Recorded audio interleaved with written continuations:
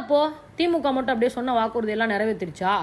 எங்க அண்ணா மட்டும் குறை சொல்லிட்டே இருக்கீங்க அப்படின்னு கேட்குற தற்குறிங்களுக்கு நான் சொல்கிறேன், இந்த 5 வருஷத்தில் நிறைவேற்றப்பட்ட வளர்ச்சி திட்டங்களோட புத்தகம் வந்து இங்கே இருக்குது. அண்ணா அறிவாலயம் வந்து எப்பயுமே திறந்தே தான் இருக்கும்.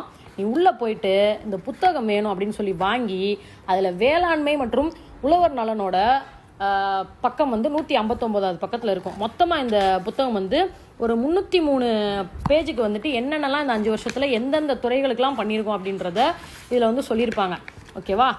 இப்போது இந்த வேளாண்மை மற்றும் உழவர் நலனுக்கு மட்டுமே என்னென்ன பண்ணியிருக்காங்க, அதில் எத்தனை விவசாயிகள் பலன் அடைஞ்சிருக்காங்க, எத்தனை கோடி ஒதுக்கீடு பண்ணியிருக்காங்க அப்படின்ற எல்லாமே இதில் டீட்டெயில்டாக இருக்கும். கலைஞர் அனைத்து கிராம ஒருங்கிணைந்த வேளாண் வளர்ச்சி திட்டம், அதுக்கப்புறமா பயிர் காப்பீடு திட்டம், அதுக்கப்புறமா வந்துட்டு இலவச மின்சாரம், வேளாண் பொறியியல் இயந்திரங்கள், தோட்டக்கலைத்துறை இடுபொருட்கள், அதுக்கப்புறம் நுண்ணீர் பாசனத்துக்கு தோட்டக்கலைத்துறை நிழல் வளைக்கூடம், உழவர் சந்தை, அங்கக விவசாயம், மின்னணு விவசாய சந்தை, சர்க்கரை துறையில் இயந்திரங்களோட பயன்பாடு, மதிப்பு குட்டை இயந்திரங்களோட பயன்பாடு, சூரிய ஒளி மின்சார மோட்டார்கள் திட்டம், சூரிய உலர்த்தி திட்டம், அதுக்கப்புறமா வந்துட்டு வேளாண்மை துறை அனைத்து கட்டமைப்பு பணிகள்.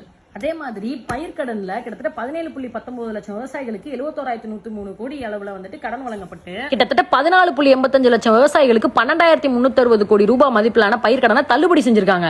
நகைக்கடன்ல மட்டுமே கிட்டத்தட்ட 11.61 லட்சம் பயனாளிகளுக்கு 5,001 கோடி அளவிலான நகைக்கடன் வந்து தள்ளுபடி பட்டிருக்கு. இத்தனை மாவட்ட ரீதியா வந்துட்டு இதுல கணக்கு இருக்கு.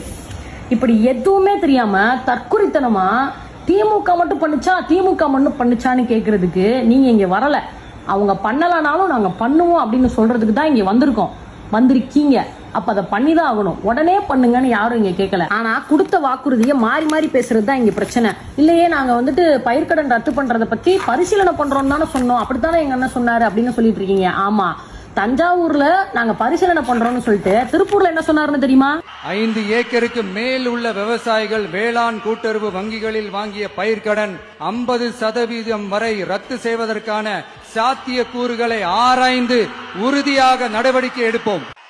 5 ஏக்கருக்கு குறைவான நிலமுள்ள விவசாயிகளுக்கு வேளாண் கூட்டுறவு சங்கங்களில் வாங்கிய பயிர்க்கடன் முழுமையாக தள்ளுபடி செய்யப்படும்.